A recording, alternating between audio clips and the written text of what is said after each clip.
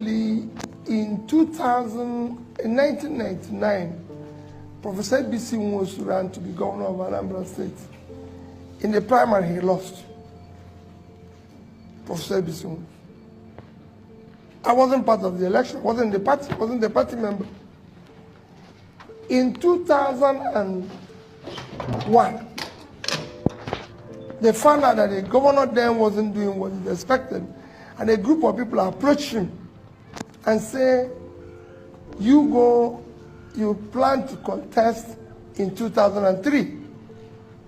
Professor B.C. Wons turned to the group and said, I'm going to be 60 in 2003.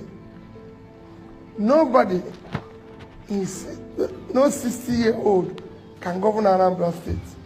It's a very difficult state. You need a young man between 40 and 45 who is successful on his own, who can be able to battle all the problems.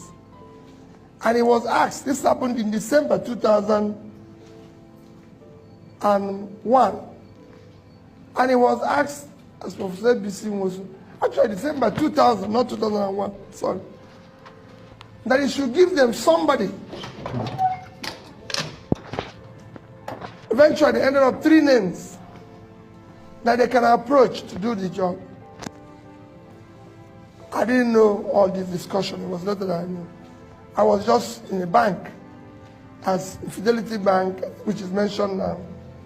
ABC was Minister of Health, and he invited me for a dinner. For me as a bank, I'm going to look for deposits.